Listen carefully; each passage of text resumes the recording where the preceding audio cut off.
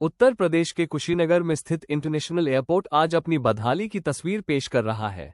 सरकारी दस्तावेजों और आरटीआई के तहत सामने आई जानकारी के अनुसार नवंबर 2023 के बाद से इस एयरपोर्ट से एक भी शेड्यूल्ड कमर्शियल फ्लाइट संचालित नहीं हुई है, जबकि इसके निर्माण और अपग्रेडेशन पर सैकड़ों करोड़ रुपये खर्च किए जा चुके हैं।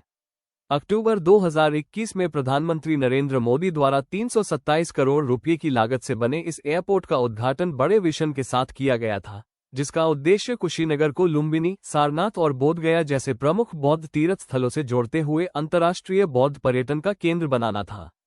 उद्घाटन समारोह में श्रीलंकन एयरलाइंस की विशेष उड़ान से बौद्ध भिक्षुओं और श्रीलंका के वरिष्ठ नेताओं की मौजूदगी, साथ ही Japan, Thailand, Myanmar, Bhutan, Nepal और दक्षिण कोरिया जैसे देशों के राजनयिकों की भागीदारी ने इस महत्वाकांक्षा को वैश्विक स्तर पर स्थापित करने का संदेश दिया था। हालांकि शुरुआती वर्षों में सीमित गतिविधि के बाद एयरपोर्ट पर उड़ानों की संख्या लगातार घटती चली गई।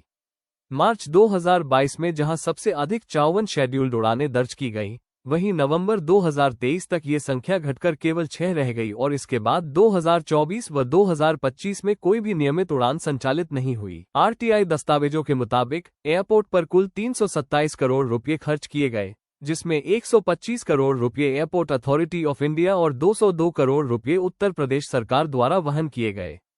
इसके बावजूद टर्मिनल बिल्डिंग्स अधिकांश समय खाली रहती हैं और एयरपोर्ट का उपयोग केवल वीआईपी मूवमेंट या कभी कभार नॉन शेड्यूल्ड फ्लाइट्स के लिए किया जा रहा है।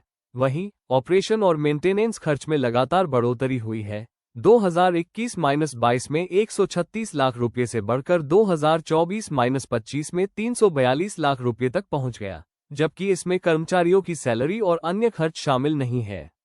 नॉन शेड्यूल्ड फ्लाइट्स की संख्या भी बेहद सीमित रही है। 2024 और 2025 के कई महीनों में एक भी ऐसी उड़ान दर्ज नहीं हुई, जिससे एयरपोर्ट की लगभग ठप स्थिति स्पष्ट होती है।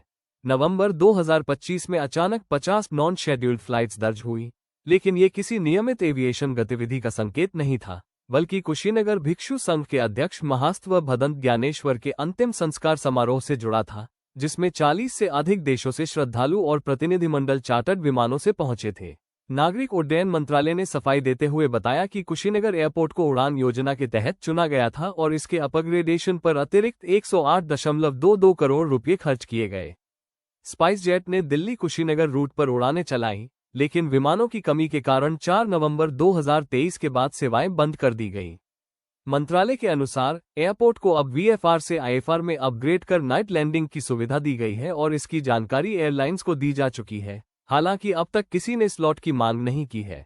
भविष्य में उड़ान योजना के तहत कुशीनगर को आगरा, बरेली, गया और कानपुर से जोड़ने की योजना है, जबकि एयर इंडिया एक्सप्रेस द्वारा मार्च 2026 से दिल्ली कुशीनगर उड़ान शुरू करने की संभावना जताई जा रही है, लेकिन फिलहाल यह महत्वाकांक्षी परियोजना अपने उद्देश्य से कोसों दूर नजर आ रही है।